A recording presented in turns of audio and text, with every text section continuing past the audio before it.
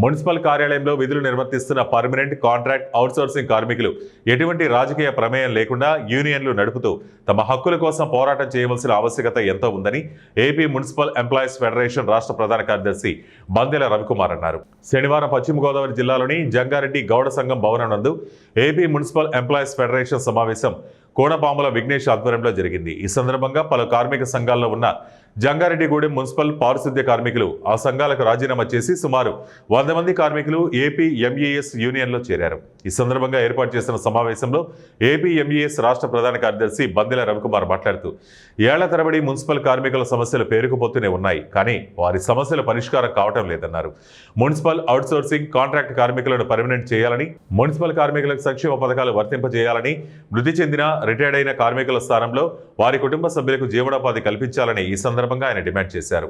అలాగే రిటైర్డ్ అయిన కార్మికుడికి గ్రాడ్యుయేటీ చెల్లించాలని, రిటైర్మెంట్ వయసు 60 నుంచి 62 సంవత్సరాల వరకు పొడిగించాలని, అలాగే మున్సిపల్ కార్మికుల పిల్లలకు 15,000 రూపాయలు తల్లికి బంధనం జీవో ఇచ్చినప్పటికీ వారి ఖాతాల డబ్బులు జమ కాకపోవడం బాధాకరమన్నారు.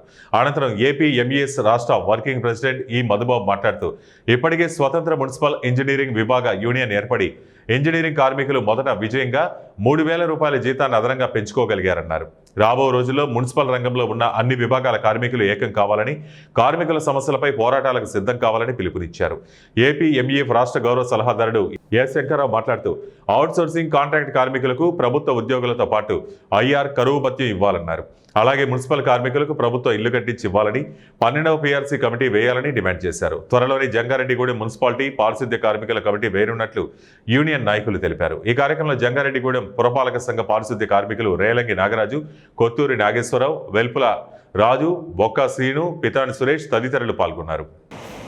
ఏలూరు జిల్లా జంగారెడ్డిగూడెం మున్సిపాలిటీలో పారిశుద్ధ్య నిర్వహణ చేస్తున్న అవుట్సోర్సింగ్ పర్మనెంట్ ఉద్యోగులందరూ ఈరోజు సమావేశము ఏర్పాటు చేయడం జరిగింది. ఈ సమావేశంలో దాదాపు 100 మంది అవుట్సోర్సింగ్ ఉద్యోగులు, అలాగే పర్మనెంట్ ఉద్యోగులు కూడా ఈ సమావేశానికి హాజరయ్యారు.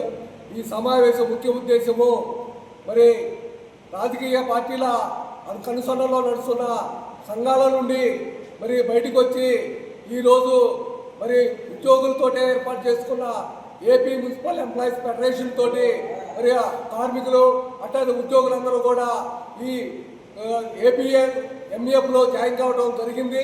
మరి ఈ సమావేశానికి మరి కార్మికుల సమక్షంలోనే అధ్యక్ష కార్యదర్శులుగా మరి రేలంగి మరి నాగరాజుని, అదేవిధంగా కొనపావుల మరి విఘ్నేష్ని ఎన్నుకోవడం జరిగింది. గత కార్యవర్గ సభ్యులందరూ కూడా ఈ ఎన్నుకోవడం జరిగింది. ఈ సమావేశంలో ఇక భవిష్యత్తులో ఆంధ్రప్రదేశ్ మున్సిపల్ ఎంప్లాయీస్ ఫెడరేషన్ ద్వారా మరి ఈరోజు ఇక్కడ నుండి కార్యక్రమాలు జరుగుతాయని చెప్పేసి అనేది మీ అందరి ద్వారా తెలియజేస్తా ఉన్నాము.